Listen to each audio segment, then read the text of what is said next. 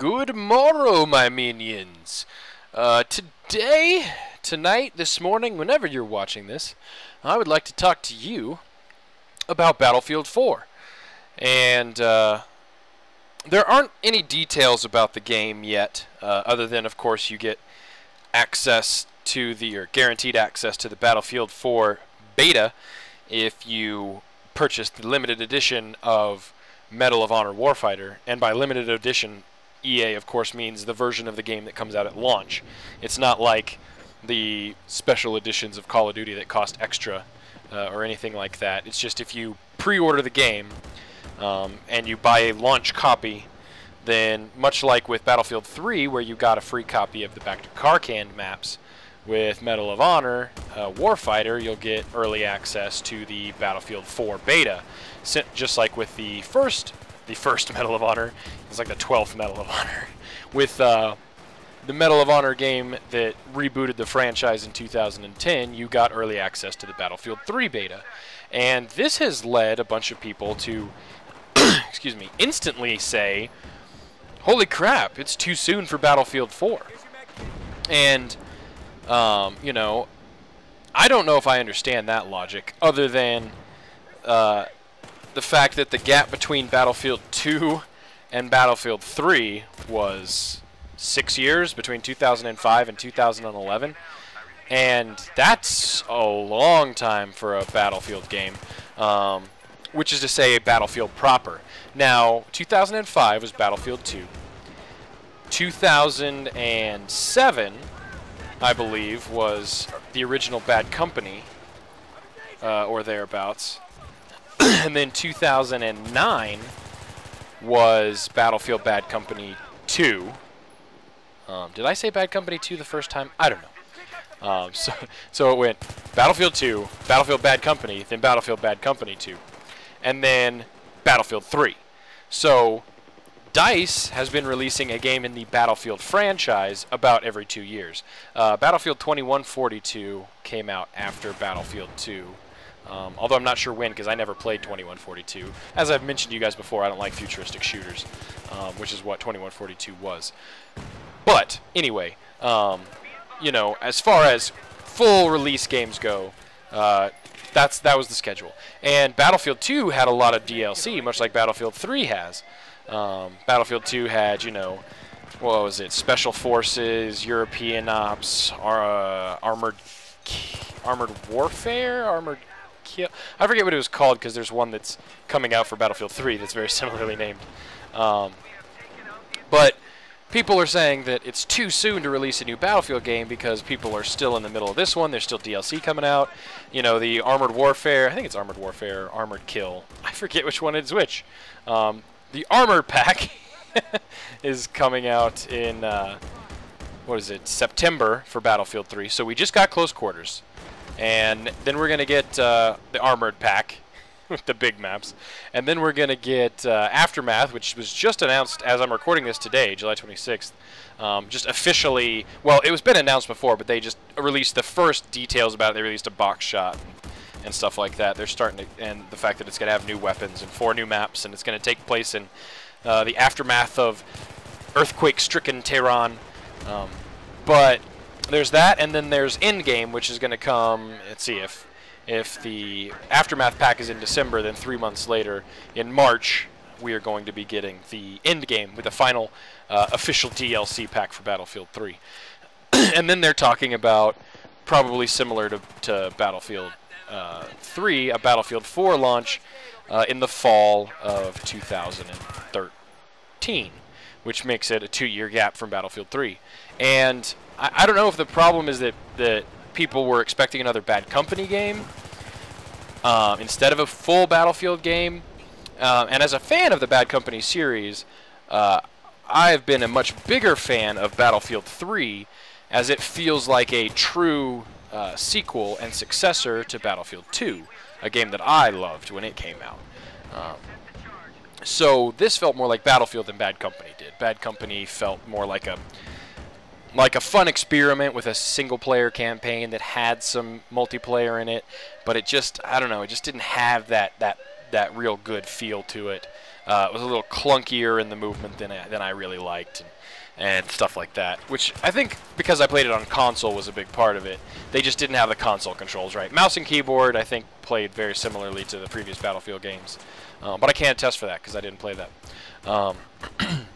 So is 2 years too soon for Battlefield 4? And I say absolutely not.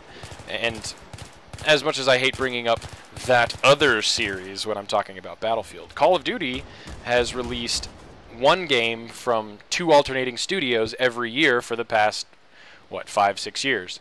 And those have been hit or miss, and not even by developer, right? So COD 4, Infinity Ward did an amazing job of, you know, bringing the Call of Duty franchise into being the dominant first-person shooter franchise. World at War was a lackluster follow-up because it was already in development when Infinity Ward released Call of Duty 4, so they were still in the World War II setting for World at War, which a lot of people didn't like. Some people did. It added zombies, which is great, but this isn't a Call of Duty review. But short story is, COD 4, great. World at War, not so great. Modern Warfare 2, crap. Black Ops, amazing. And then Modern Warfare 3, absolute donkey shit. So they release a game every year, which is kind of wearing out the franchise a little bit for me personally. We'll see how Black Ops 2 does. I've got tentative hopes for that game. But the fact is, they give a developer 2 years to work on it. And with DICE, they're releasing a game every 2 years because they're the only developer. And EA is starting to alternate the Medal of Honor franchise with the Battlefield franchise, it appears.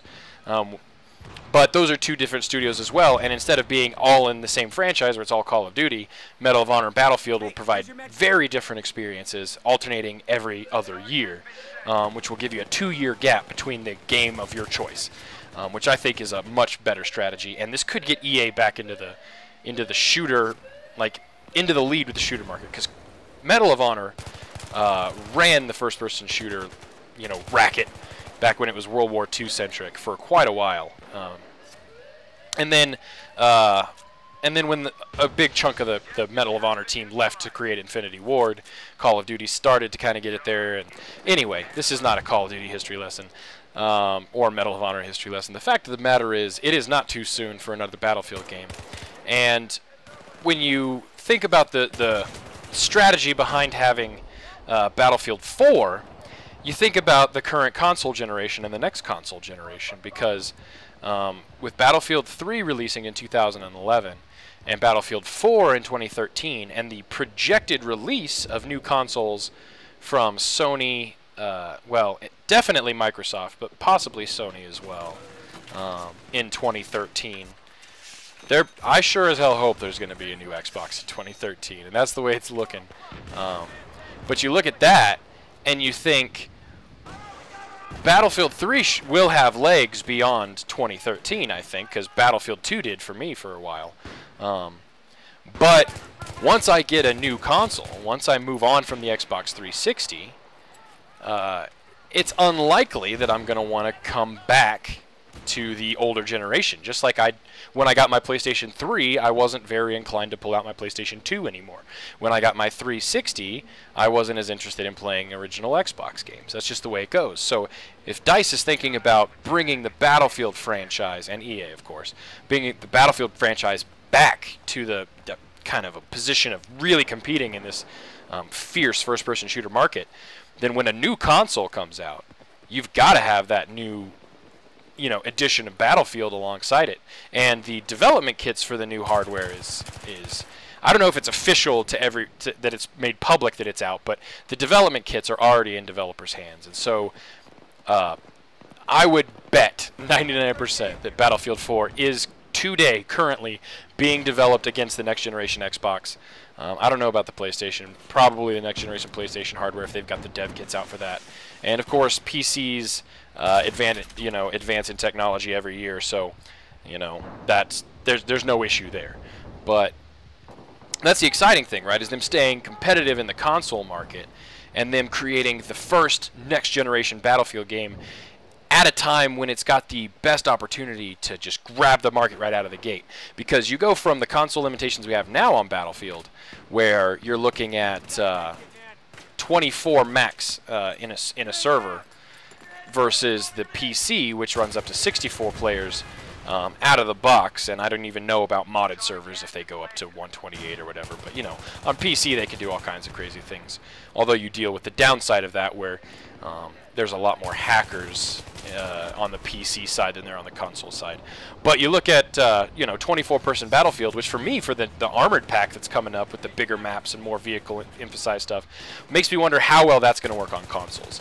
On the PC, I don't imagine, you know, they're going to be any problem. It's going to be awesome. 64 players in a server with vehicles all over the place. It's going to be awesome. But 24 players sharing a large map, even though they'll do like they did with the normal Battlefield 3 maps and probably scale them down a little bit for the consoles. You know, you're getting a little bit of a watered-down experience. You're getting fewer players. And on the vehicle-heavy maps, like in Battlefield 3, like Firestorm and Caspian Border, there'll be times when you'll see everyone in a vehicle, no one's on the ground, and in an objective game, that's bad because no one's doing the objective. Well, think about the next generation of consoles coming out, supporting that 64-player server on Battlefield 4. You take how great Battlefield 3 is with the Frostbite 2 engine, the first game developed against Frostbite 2, right? While they were developing the Frostbite 2 engine. Now they've got Frostbite 2 complete. They've got a game built against it. They've been working on it and patching it alongside Battlefield 3. And you look at Battlefield 4 coming out on that engine on better console hardware, which means they can level the playing field across PC and console a little better, use more of the possible specs that PCs have by allowing the console to stay kind of at spec, and you know, you get more of an opportunity to have an excellent Battlefield 4 experience across PC and console. And that to me is extremely exciting. And no, it's not too soon. I mean, do you want to wait until, you know, a year or two after the new consoles come out to get a new Battlefield game? I don't. I love Battlefield. I've been playing the crap out of it lately. And if they're going to release a new one, you know, in time for the new consoles, or even shortly after the new consoles launch, then sign me up. I mean, hell yeah. I have a PC capable of you know, gaming, capable of playing Battlefield games, but that's not going to happen for me. You know, sitting on a couch with a controller in my hand and playing, you know, Battlefield on a TV, you know, while I'm just relaxing and not hovered over a mouse and keyboard. It's worth the short losses that you take. Sarah, I can't even hear you. It's worth the losses you take in not having that high-end PC hardware, and you also obviate the fact that you have to buy new PC hardware every, you know, year and a half. I mean, that's the ugly side of PC gaming that PC elitists don't talk about, because, you know, their mommy always buys them the new video card, or they go and get the new hardware, and they don't talk about the fact that, well, PC is so much better than console. Well, great, you spend, you know, $500, $600 on your PC every year, you know, and I spent, you know, what, $350 when I bought my 360 in 2007 is when I bought mine. I haven't paid for a console in 7 years, you know, or what? No, I can't even do math. 5 years. So, but it's just, I don't know. And plus, with Xbox Live being as robust and mature as it is, and having friends on Xbox Live, the experience just doesn't compare with PC, in that the console is so much better, and you know, it's worth that hit in graphics. And there's so much in the gaming media today about how, you know, engaging gameplay is more important than graphics. And I believe that 100%, and the people who say that on PC are talking more about indie games, but it falls to console. I don't care if I take a graphical hit on the console if the gaming experience is worth it, and I think the gaming experience is better there. But I don't mean to start a PC console war. I played PC gaming for a long time, and it's just, so I love it. I understand that. And if I had infinite money, I would buy the game for every console. If I had, you know, 24 hours a day to play games, I'd play it on every console. And on the PC and everything. But 360 is my console of choice, and I imagine when the next generation of consoles hits, Xbox will be my console of choice as well, because Sony kind of blew it on the PS3 as far as a gaming platform, and I was a big Sony fanboy all the way from PS1 through PS2, even to the fact where I bought a PS3, you know, at the inflated eBay prices after launch, with my money, and my wife bought it for me with my money. And I got into the Xbox even a year after I bought my PS3. So, you know, Battlefield 4, It's the perfect time for it. Hope you guys enjoyed. Talk to you later.